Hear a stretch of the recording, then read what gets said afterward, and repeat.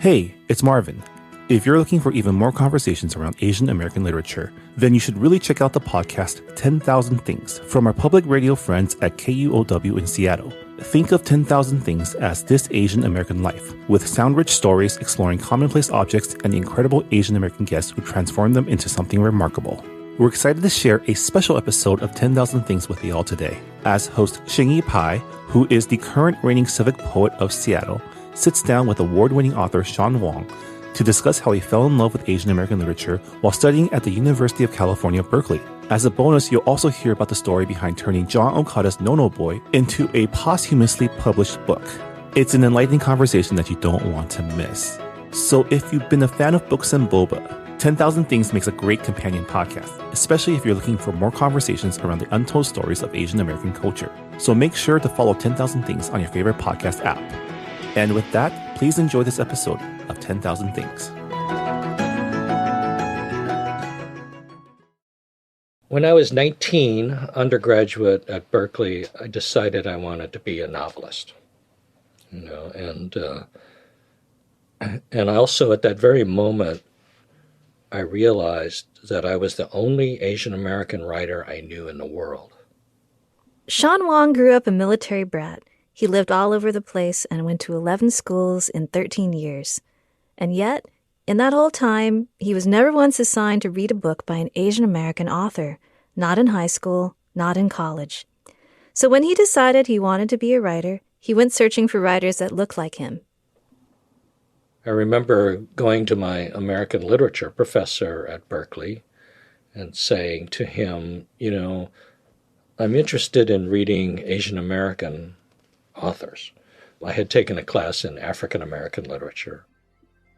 And so I assumed that there was equivalent Asian American literature, literary history. And he told me there wasn't any. Just like that. And I remember walking away from his office thinking to myself, that can't be right. I don't believe him.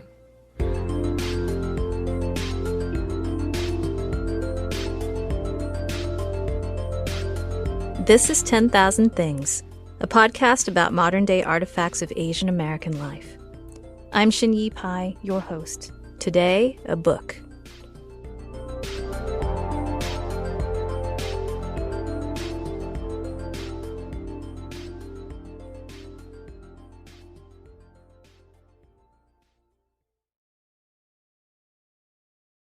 Shawn Wong is a writer, teacher, and literary activist and has been a champion of Asian American writers his entire life. He had a knack for words and storytelling early on, but before he was a novelist, he started out as a poet, until some of his grad school mentors pulled him aside in the hallway. And they said, we encourage you to stay another year. And I remember looking at them going, what, I'm being held back a grade? And then they said, we think you really should be a fiction writer. What they based that on? They based it on the quality of my poetry. Obviously, I was not a good poet. Shawn wrote long narrative poems that unfolded over many pages, with dialogue. One of his pieces was 20 pages long. It begged to be a novel. So interesting to me, like you couldn't be like Asian Allen Ginsberg or something that wrote like very long poems. While the beat writers took liberally from Asian culture and religion, Asian American authors were noticeably missing from popular culture. When a professor at UC Berkeley told Shawn that no Asian American authors existed, he knew that couldn't be true. Chinese Americans at that time, we'd been here 150 years. We built half of the Transcontinental Railroad. Somebody wrote a poem at some point. Somebody wrote a story, right? We cannot have been silent. Shawn isn't the type to take no for an answer, so he started his hunt for books by Asian American writers. Tell me about that search for Asian American writers when you started looking for them. So there was a thing at that time called the card catalog. He started in the library, where there was no such existing category yet for Asian American literature, though there was Chinese literature from China. Eventually, one of Shawn's teachers introduced him to Jeff Chan, another aspiring writer studying literature. Jeff knew Frank Chin, a guy in Berkeley who had published one short story. That accomplishment impressed Shawn, so he called up Frank Chin on the phone. And I said, I'm Chinese American. I write, poetry and stories. And I hear you published a story. And he goes, yes. And he goes, you're Chinese? I go, yes. He says, I'm a student at Berkeley. And I hear you went to Berkeley. He goes, yes. And I said, can I meet you? He goes, meet me at the Med in 15 minutes. The Med was a coffee house, the Mediterranean. Shawn showed up and Frank was there in a leather jacket. Frank was 10 years senior to 19-year-old Shawn. And his first words to me were, would you like a cappuccino? And I didn't know what that was. But, it was the 60s, so he just said yes. I'll take some. They started talking and didn't stop for months. Shawn soaked up everything Frank said like a sponge. He was getting a crash course in Asian American history and culture from someone who was deeply enmeshed in the community. It was like taking Asian American Studies 101, And remember, at this time, there was no Asian American Studies classes, and so I just listened to him talk. Frank and Shawn joined forces with Jeff Chan and poet Lawson Inada, another Asian American writer. They called themselves CARP, Combined Asian American Resources Project. Someone once called them the Four Horsemen of Asian American literature. They knew there were Asian American writers out there. They just weren't being recognized. And Shawn felt a deep sense of responsibility to surface them. As a young writer, I just felt that it wasn't enough for me just to write and publish my own works. I felt that I needed to educate an audience to Asian American literature, to our literary history, And it all began by somebody denying that we had one. And so I set out to prove my professor wrong. We owed it as a personal favor to the older generation that their efforts and their work not be forgotten, that it was time for a younger generation of writers to discover them and to be a part of that literary history. So they scoured used bookstores, snatching up any book that had anything to do with Asian American anything. Luckily, used books are cheap and easy to come by. 10 cents, 25 cents, and we would buy any book that had anything to do with Asian or even mildly Asian American. And so sitting in my office here, you can see I have probably a shelf full of some really racist books about Asians, and these were all bought in the used bookstore, Peking Picnic. Yeah, As a Chinaman Saw Us is one of the titles. Chinatown Inside Out. Yeah, Chinatown Inside Out. Problem of China. At the time, publishers were only peddling dominant racist tropes. Books with bamboo fonts and cringe-inducing images. There's some written in pidgin, sort of pidgin English. There's another one called Daughter of the Samurai. Anyway, there's just ridiculously bad books. But their search led to one book that they found in a used bookstore for 50 cents that really stood out. It was No-No Boy by a writer named John Okada. The book tells the story of Ichiro Okada, a Seattle-born man of Japanese descent living during World War II, who was imprisoned for refusing to denounce the Emperor of Japan and resisting military conscription, thereby signaling his disloyalty to the state. We just thought, oh, this is amazing.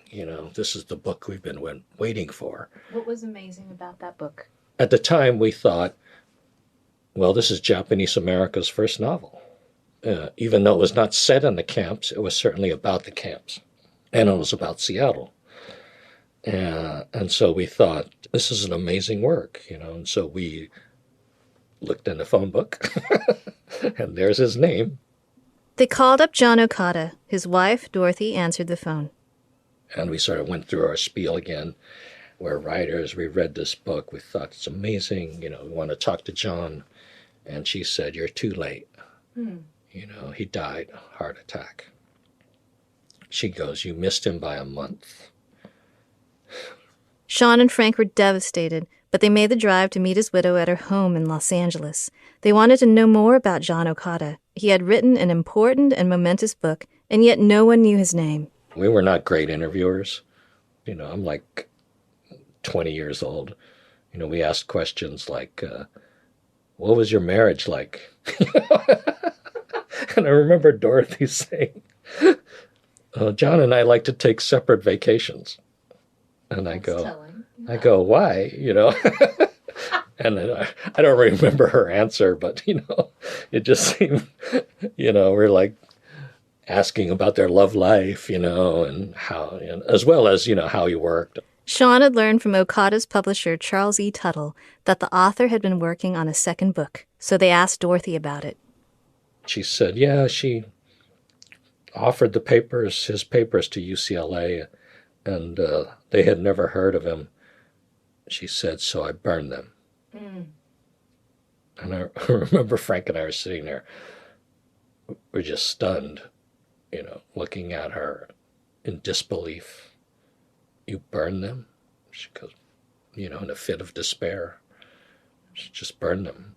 And so it's gone. There was nothing else that they could read that had been written by John Okada, but they learned that John grew up in Seattle, and that No No Boy had been published in 1957 in an edition of 1,500 copies. That edition was still available 15 years later when Shawn and Frank showed up. And even then, it was so ridiculously inexpensive. I ordered enough for the entire class, handed them out as gifts. You got to read this book. Here's a copy. Finally, No No Boy sold out. Shawn and his friends at Carp didn't want to see Okada's book fade farther into obscurity, so they got the copyright from the first printing and shopped it around to publishers. Everyone turned them down. They decided to approach the University of Washington Press since Okada was from Seattle. The novel is also set in Seattle. We figured, well, this is ideal. UW Press also said no. I wrote back to them because I'm just a kid. I'm not going to take no for an answer. I said, you're making a big mistake. This is not right. You need to reconsider. And they wrote back and they said, if you give us $5,000, we'll publish it. I said, well, that's a bunch of bullshit. Shawn and his friends decided to publish it themselves. Which is what we did. And we didn't have $5,000. They only had $1,500, but they got a friend of theirs to design the book, and they found a printer that would print 3,000 copies for $3,000. And best of all, they only wanted 50% of the payment up front. So we had $1,500, but we didn't have the other $1,500. So they started to hustle. They were going to have to sell a lot of books fast in order to pay the printer the second installment. They contacted a columnist at the Pacific Citizen newspaper, a paper for Japanese Americans. I said, we don't have any money to buy an ad, but if you could mention this book in your column, and here's my address, and we'll take $2 off. Pretty quickly, things started happening. Japanese America started sending in checks, and you would see these order forms make their way down the block, right? From one household to the other. People sent checks, but they also sent letters. These letters were written by a generation of Japanese Americans that were hungry for their own stories. Letters Wong has kept and looks back at even today. Here it is. Could not put it down. Sent a copy to my father, Akibe, who experienced his own kinds of difficulties in evacuation. Enclosing the $4 I still owe for the books. Thank you for sending them, even though my payment wasn't sufficient. So sweet. And the most amazing thing happened. We had a printing of 3,000. We sold all 3,000 before it came off the press. That's amazing. Shawn and friends packaged, addressed, and mailed all 3,000 copies themselves. They filled out invoices, processed receipts, stuffed envelopes, licked stamps, and waited in long post office lines over and over again. During Christmas season, too. But their work paid off. They were able to pay the printer. And we sold every single copy by mail of the first printing, almost entirely to Japanese Americans. We didn't even sell a single book to a bookstore. They were able to immediately order a second printing.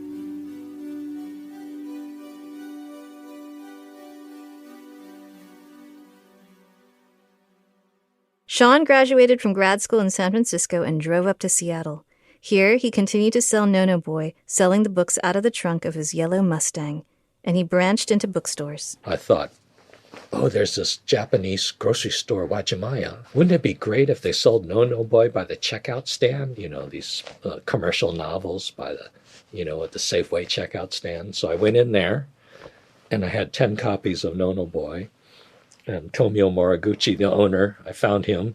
I didn't know him. I said, so I've published this novel, No-No Boy, and I was wondering if you would sell it in your store.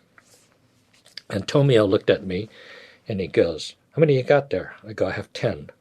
He goes, I'm going to buy all 10 of those for me. I go, really? And he goes, I want my own copy, and I'm going to give the other 9 away. He says, you bring me 25 of them tomorrow. And we knew No-No Boy's time had come.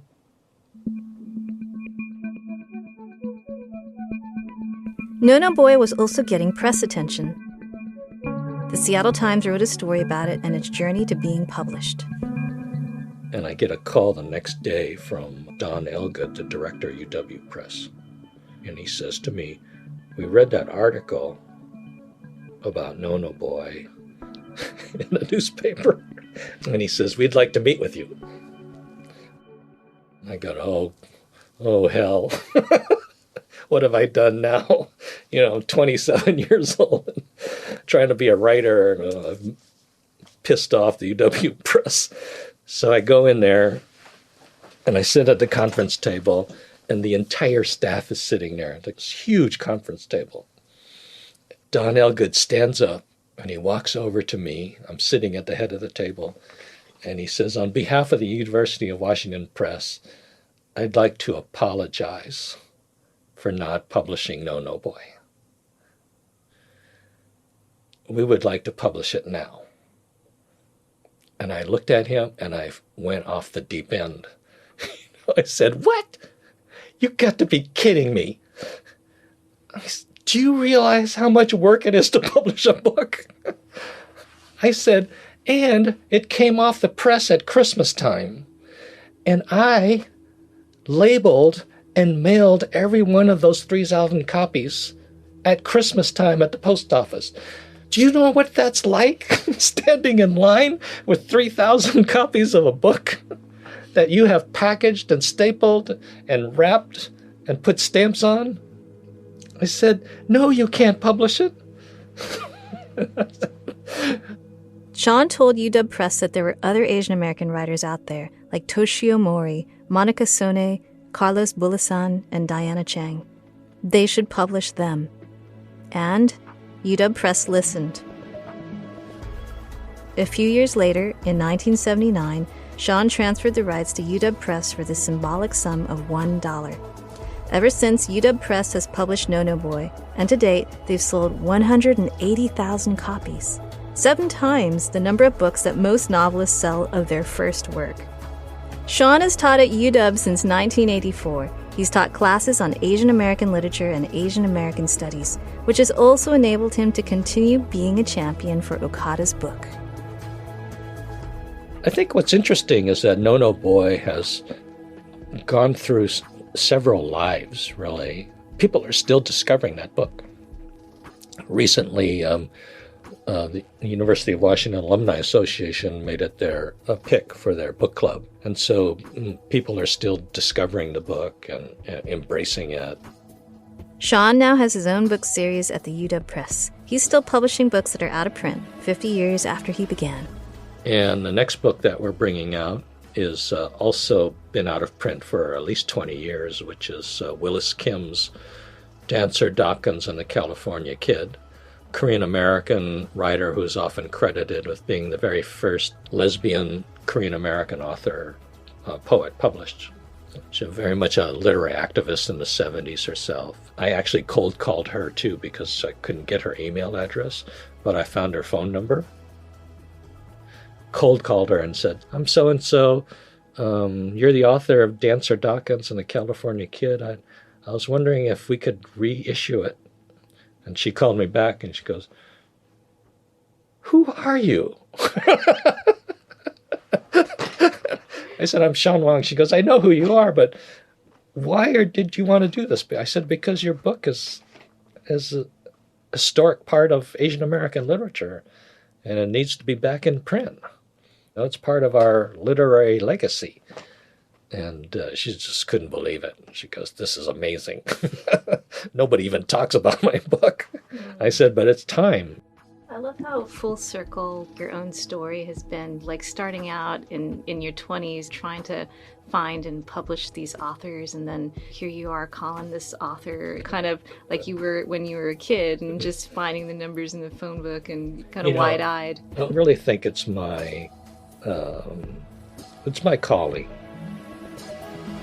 And all this time I was trying to prove my American literature professor wrong, We did write something. And I was going to find them, and I was going to major in Asian American literature, except it required me actually going and seeing them. And that's how we sort of discovered Asian American literature. Asian American literature today is blossoming, if not thriving. Not a month goes by without a new novel, poetry collection, or memoir by a rising Asian American writer arriving into the world. And Asian American literature and Asian American studies now have their own place in academia, thanks to visionaries like Shawn Wong. There's a little more to the story. In 2019, Penguin Random House claimed that the rights to No No Boy had entered into the public domain. They printed a new, unauthorized version without informing the Okada family. Shawn mounted a public shaming campaign on social media. It resulted in the publisher withdrawing all copies of No No Boy from distribution in the United States.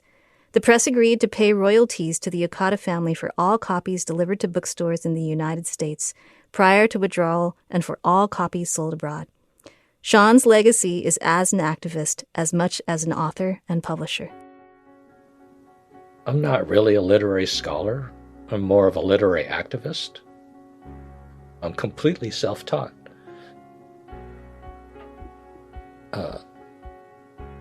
All that I understand about Asian American literature is not learned in college. I taught it to myself. The fact that I became a professor is really an accident. I was asked to teach something I taught myself. And I've been now doing it for 50 years.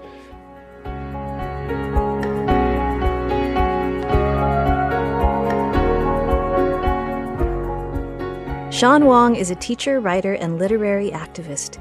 You can find a list of some of the books he talked about in our episode notes. Next week's object is a bike. 10,000 Things is produced by KUOW in Seattle. Our host, writer, and creator is me, Shin-Yi Pai. Whitney Henry Lester produced this episode. Jim Gates is our editor. The show art is designed by Eason Yang with photography from Riva Keller. Original music by Tomo Nakayama.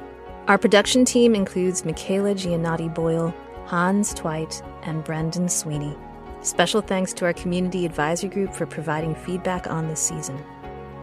Partial funding of 10,000 Things was made possible by the Seattle Office of Arts and Culture Hope Corps Grant, a recovery-funded program of the National Endowment for the Arts, plus support from the Windrose Fund. Thanks for listening.